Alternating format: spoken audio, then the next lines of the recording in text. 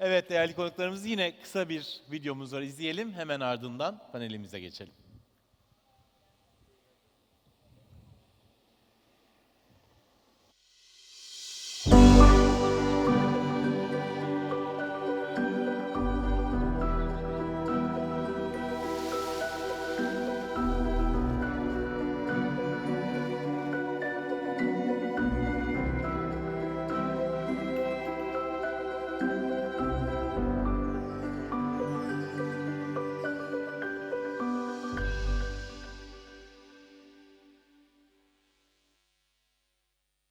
Sonuna gelirken kalabalık bir oturumla devam ediyoruz. Biz ana salondaki günümüze. Legacy and Menu konusunda bir araya gelecek isimler dünyanın dört bir yanından bizleri ziyaret ettiler. Goe Mio editörü David Constable'ın moderatörlüğünde gerçekleşecek olan panelde 4 önemli şef bulunuyor. İlk olarak okyanus ve kıyı topraklarının zenginliğine bir saygı duruşundaki menüsüyle dikkat çeken, 2024 yılında Orta Doğu ve Afrika'nın en iyi 50 restoranı listesinde 3. sırada yer alan Michelin yıldızlı fine dining restoranı Oceano'nun şefi Grégoire Berger. Bir diğer isimse Japonya'dan geliyor. 2 Michelin yıldızını Maz restorana kazandıran şef Santiago Fernandez. Edindiği tecrübelerle büyüdüğü İtalya'nın yemeklerini Singapur'da sunan Michelin yıldızlı Art di Daniele Sperandino isimli restoranın kurucusu ve şefi Daniele Sperandino ve son olarak mutfak sınırlarını zorlayan, sürekli olarak yeni, nadir ve daha önce hiç keşfedilmemiş malzemelerin peşine düşen ve Yeni Zelanda topraklarını yansıtan bir menü misyonuyla hareket eden Vaughan Mabi. Efendim, kendilerini alkışlarla sahneye davet ediyorum. Evet, panelistlerimiz geldiler. Hoş geldiniz. Hi. Good to see Hello you here. everyone. Hi. Thank you for staying. Hello. Please. Hi. Welcome. Good to have you here. Hello. And hello again. Oh, so many familiar faces here. Hi. We've got a lot to get through, so we're going to start straight away. I won't do introductions. Our names and restaurants are on the board. I'm David, editor of Gomio. These are the chefs. We're going to start with some videos, and then we'll jump into some questions. Play the videos, please.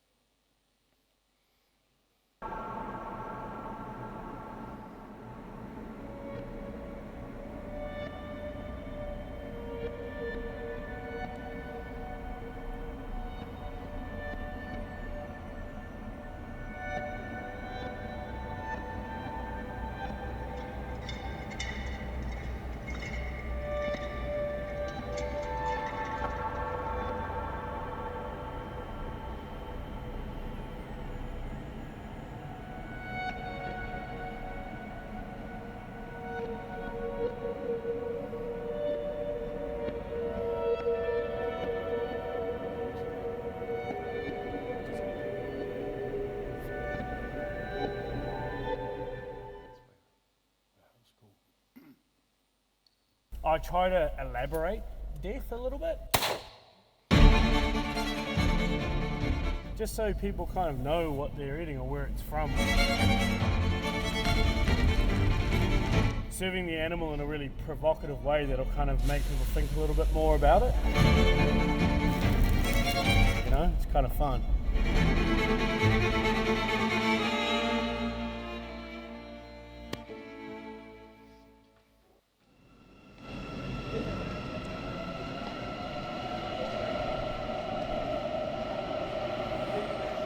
I would say art is a story that has been narrated from an Italian point of view. It's a place to really translate stories, real stories that actually they mean something to Italians. Already. It's not simply a stereotypical Italian. And how do we do it is through our conversational cuisine.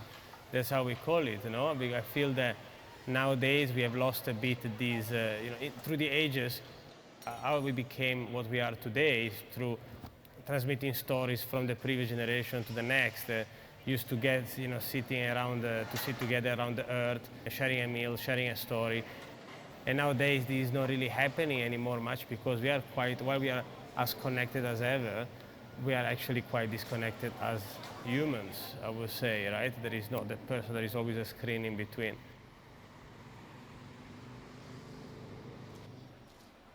And so I believe that we can do that with food, because food is the moment when you're sitting down, you focus, you put the first bite in the mouth, and then suddenly all the senses are alight.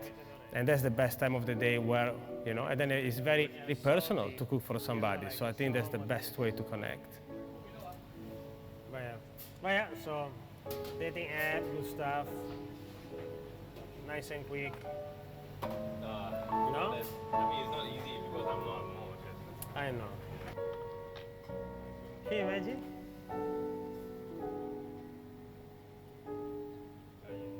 That's crazy.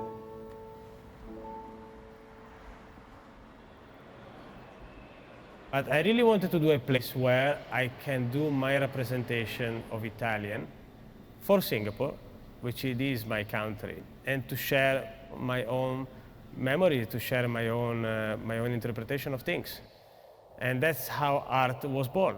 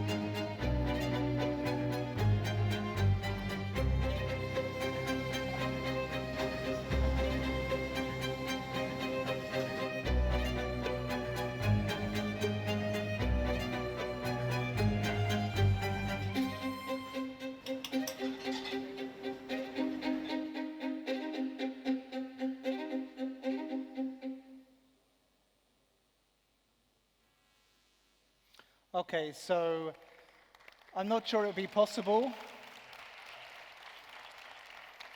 I'm not sure it would be possible to get 4 more diverse chefs on a stage.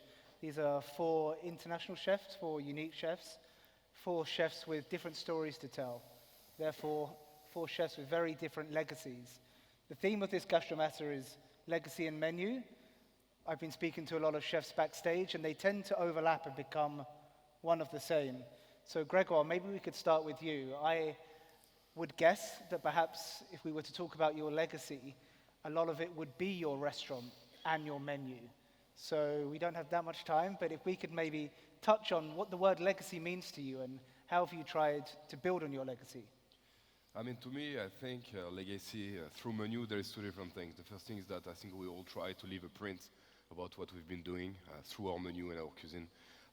But to me, legacy comes on how we can bring new generation to be themselves, right? And being in Dubai, obviously, there's a lot of diverse chefs like today, right? That try to express their own message through their own vision without much limitation, which is background or where they come from and even terroir, right? So we are free in Dubai to create a world that doesn't really exist. And that would be my message for the legacy that I'd like to keep, basically. It's to be able to teach new generation to be themselves without boundaries. Santiago, you, when you're creating new menus, you're traveling, do you think about legacy? Yeah, for sure. Like when we're doing a new menu, just before we start doing a dish, we have to start thinking how this is going to impact first the customer, but on a bigger scale. This message is it going to get to other people? Is it going to inspire other people? And at the end, what we try always to look is for a coherent message. Now, for me, that's how you keep legacy intact. and that way you're not going to lose your essence or your identity. So all those things I have in mind when I do a dish. If we lose the coherence in our speech with the food and with how we are explaining to the customer, at the end, that legacy fades out, and you stop having, you don't inspire anybody. So at the end, what we want to do is to inspire people and to keep this message intact with our identity. So I guess a big part of your menu is installing yourself.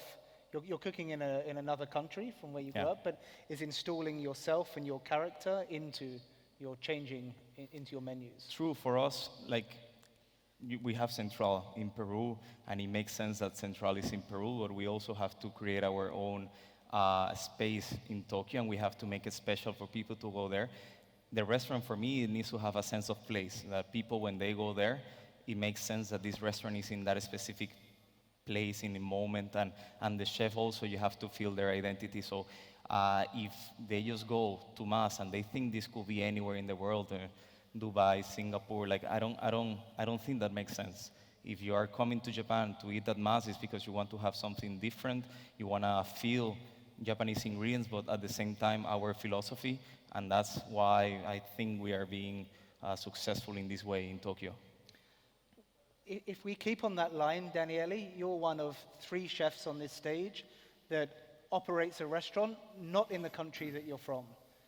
Therefore, legacy to you, does it have more of an identity, more of a meaning? How do you approach legacy in your menus? Well, I feel that something we were discussing just now, legacy to me is about remembering, making sure to learn from our past in order to build the future, right? It's a matter of knowing what's the shape of the box in a way to be able to think outside of the box.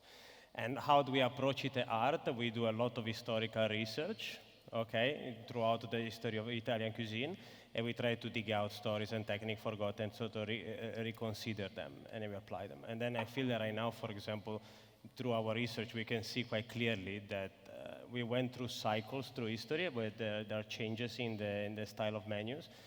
If you go from like a Middle Ages Roman time, it was more like you can apply as a set menus due to a matter of efficiency. You just have what you have, at your disposal, and then if you want to eat, you eat that. Otherwise, there is nothing else. Of course, the richest, they do more like all at once as buffets and so on, where the poor, they say, okay, today is chicken. You want chicken, and that's it. And then we move on to more like a tasty menus, okay, when from France, all these menus came to Italy and so on. So there was this part that changed, right? And then now I feel we are going through a change again. So now I feel the consumer doesn't want really the tasty menu anymore. From my point of view, they want to choose. So now we are entering into a new cycle. And that's the legacy that we need to learn from in order to anticipate where the future is. Vaughan, you are from New Zealand, you're cooking in New Zealand, you've put New Zealand on a plate, and the world is listening. They're now coming there. Is your legacy that of a New Zealand chef, or is it greater than that?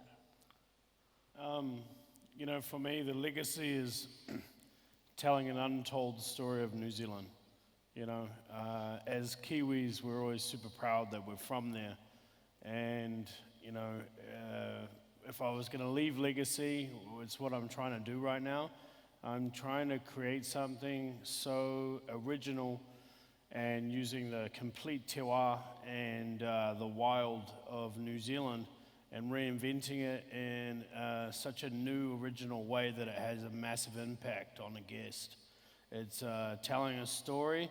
I try to recreate, bringing you into what I love, like whether it's being in the mountains, shooting pheasants or killing animals, and then try to not just create it in the flavor of the ingredient, but in the vision of what I love from killing something and seeing the beauty behind it, I feel like legacy for me is like, it's my friends, it's my family, it's fishing or hunting deer or wild boar, and then recreating it in a way that is just like out of this world, but just focusing on flavor and telling the story and showing what I love is my legacy. So you said something very interesting. I'm trying to leave a legacy. That to you is telling the story of New Zealand Yes, through food. through food, yeah. And how about you, Gregoire? Is your legacy that of a French chef in Dubai, or do you see it much beyond? Because you've transformed or been part of a generation of chefs that's helped put the region on the map. Dubai and the UAE is full of many international chefs, but what's your legacy? Your answer might be different, you're moving on to new things, but what's the legacy you hope people will remember you for in Dubai?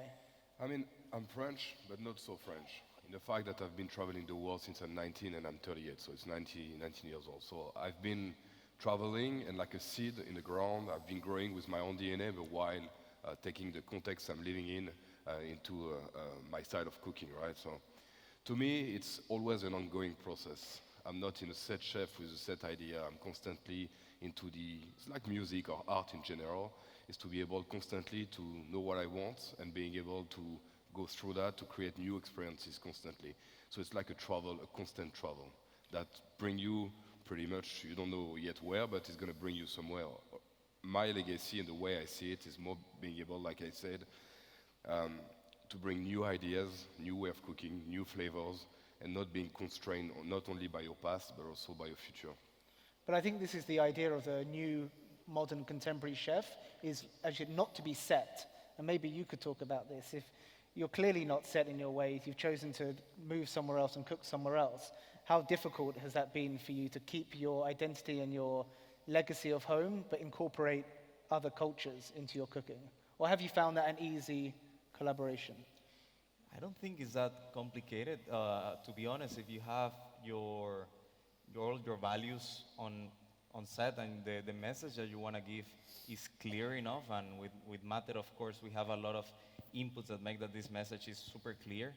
There's no way you can go on of course, you have to be intelligent when you are creating your food and when you are telling this story to the customers, but at the same time, if you have this clear, it's very hard for you to go a little on the sides. Then, if you're a little bit lost and you don't know what to say and the message is kind of not coherent, there, of course, the identity, you're going to lose it. But for us, I don't think that's difficult. And even though we're going to a culture as deep as Japanese, that over there you can get lost very easily because it's so easy to get like inspiration from everywhere. In my case, I'm just doing my things, my message, what we have from Peru, talking about ecosystems, talking about biodiversity, and that make it easy, you know. We don't have to look to the other sides, you know, we're doing our stuff. How true is that for you, Daniele? Do you get lost in the markets of Singapore? Well, I think it's a process, right? It's a process of learning about yourself. I think where we are today is very different where we were 4 years ago when we opened Art. And it's something that you build day on, and that's why I was mentioning now is super exciting for us because we are just about to open the new Art next year. And I think there couldn't be a better time than now because we feel they were much more mature where we were. The industry is at a pivotal moment. So now is the time to really sort of reinvent. I think it's important to reinvent the wheel once every like 5-6 years for everybody. Even no matter how accomplished you are, you need to always make sure that to follow where the market is going, understand how the clientele is changing. We are ultimately cooking for our guests, right? If you're just cooking for yourself as an artist, then perhaps you should be in an art gallery, not in a restaurant, right? So we are cooks. So we want to share a story, but we need to remember always to put ourselves in the shoes of who's receiving it at the same time. So it is easy to get lost, but I think the more you age, you know, the easier it is to be true to yourself. Don't be swayed too much by the trends, I would say. And I'd just like to end with you, Vaughan. So if people are able to visit your restaurant, only then will they understand what your legacy is and what your menu is. But how can you define what people who haven't been to your restaurant can expect? That video gave us an idea of the rarity of what you do, working with the seasons, and you're incredibly hands-on chef. But rather than look at pictures and videos, what can people expect when they sit down at your tables? I think, you know, New Zealand, we're a young country and we're an island that's at the bottom of the world in the middle of nowhere. So it takes a while to get there, you know.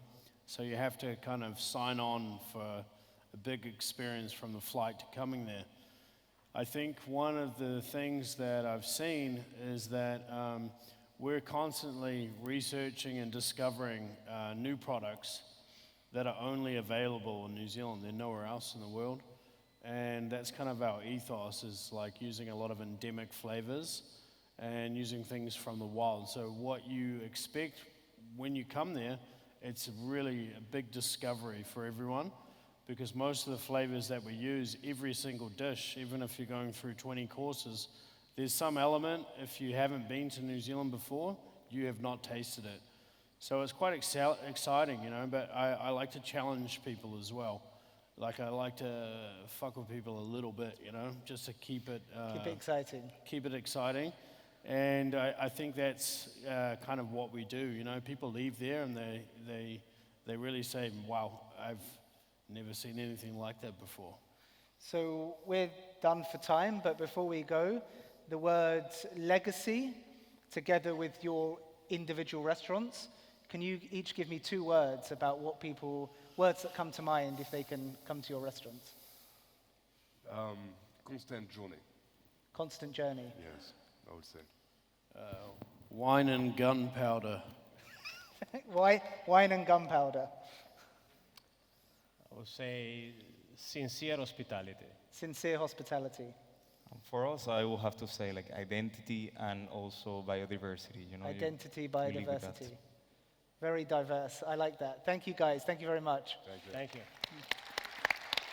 Thank you.